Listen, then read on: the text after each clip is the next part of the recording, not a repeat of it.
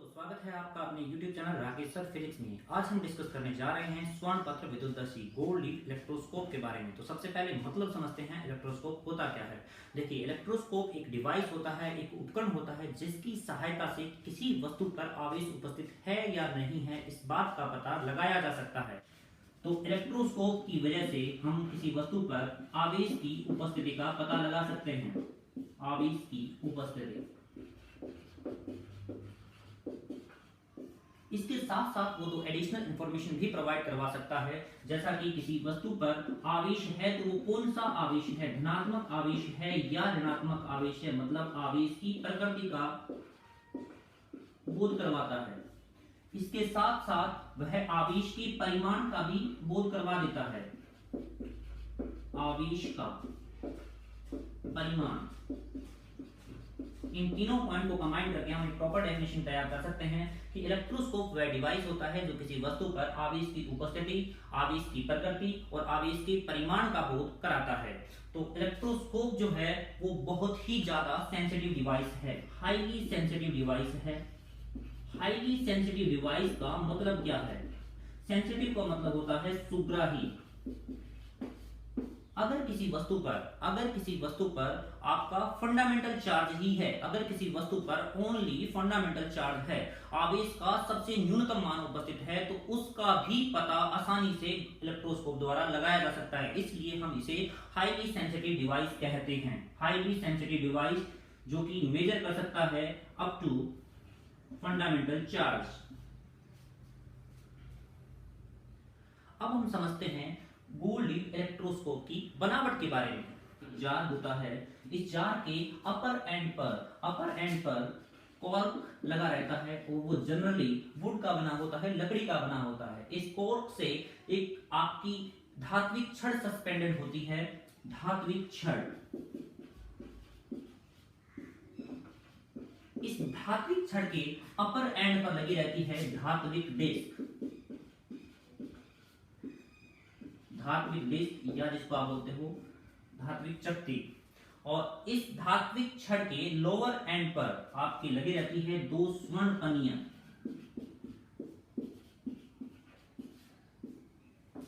और इस glass jar के बॉटम एंड के कॉर्नर्स पे आपके लगे रहते हैं टिन की प्लेट्स।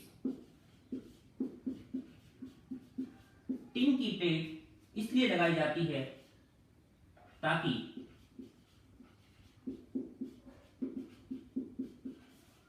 इलेक्ट्रोस्कोप की सेंसिटिविटी को इंक्रीज किया जा सके। अब क्वेश्चन उठता है कि सर यहाँ पर आपने स्वर्ण पन्नी का इस्तेमाल क्यों किया है? इसके दो बेसिकली मेन रीजन है। नंबर एक, जो गोल्ड होता है वो हाईली फ्लेक्सिबल होता है, बहुत ही ज्यादा लचकदार होता है, और फ्लेक्सिबल होने के साथ साथ इसका मास पर यूनिट एरिया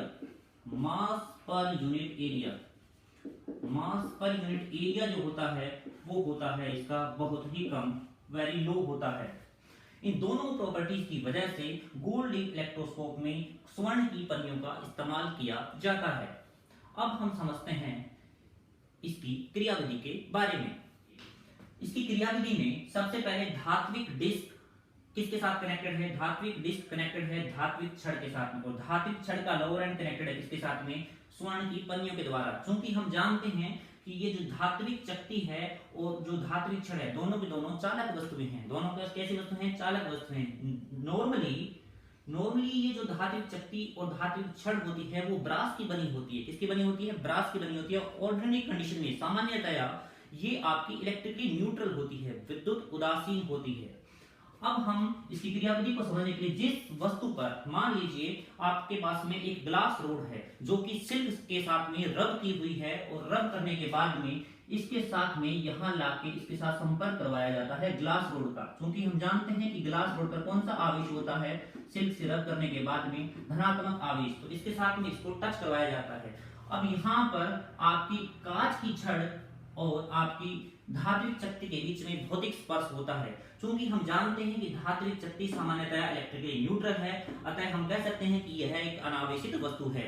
चूंकि हम जानते हैं कि अनावेशित वस्तु को जब किसी आवेशित वस्तु के साथ संपर्क में लाया जाता है, उनके मध्य भौतिक स्पर्श करवाया जाता है, तो आवेशों का स्थानांतरण होता है। और चूंकि हम जानते हैं कि इस स्थानांतरण को हम कहते हैं चालन द्वारा आवेशन, और जिसके कारण यहाँ से धनात्मक आवेश इस शक्ति पर ट्रांसफर होता है। शक्ति किसके साथ कनेक्टेड होती है? धात्विक क्षण के साथ में, वो भी आपकी मेटालिक होती है, वो भी कंडक्टर होती है। तो इसमें से आवेश होता हुआ इस पॉइंट तक पहुंच जाता है और यहाँ पर आकर आपकी स्वर्ण की पन्नियों पर जाकर वितरित हो जाता है। और स्वर्ण पन्नियों पर जैसे ही आवेश का वितरण होता है तो यहाँ पर दोनों पन्नियों पर धनात्मक आवेश आ जाता है। जो कि हम जानते हैं कि आवेशों के समान आवेशों के बीच में प्रतिकर्षण होता है, तो हम देखते हैं कि स्वर्ण पन्नियों के मध्य फैलाव उत्पन्न होता है। अब हम ये समझने वाले हैं कि इससे किसी वस्तु पर आवेश है या नहीं है, इस बात का पता कैसे लगाया जाता है। तो देखिए यहाँ पर हम जानते हैं कि इसको पहले से हमने कौन सा आवेश दे रखा है, इसको हमने आवेश दे रखा है धनात्मक आवेश। कौन सा आवेश दे रखा है? इसको हमने धनात्मक आवेश इसको दे रखा है। अब मान एक छड़ को लाकर इसके साथ में भौतिक स्पर्श करवाते हैं। इस छड़ को जैसे ही हमने भौतिक स्पर्श कराया और हमने देखा कि यहाँ पर गोल्ड लीव्स के ऊपर कोई इफेक्ट नहीं पड़ा, ये जितनी पहले फैली हुई थी उतनी ही अभी भी बनी हुई है। इसका मतलब ये हुआ कि यहाँ पर इस वस्तु पर कोई आवेश उपस्थित नहीं है। इसका मतलब ये अनचार्ज बॉडी है, ये अनावेशित वस्तु है। इसके बाद में अब हम देखते हैं कि अगर इस वस्तु पर कोई ऋणात्मक आवेश है, तो ऋणात्मक आवेशित वस्तु को जब इससे संपर्क में लाएंगे तो हम देखेंगे कि इन गोल्ड लीव्स के बीच में फैलाव का मान क्या होता है? कम होता है। तो यह इस बात का प्रमाण है कि इस वस्तु पर कौन सा आवेश है? ऋणात्मक आवेश है।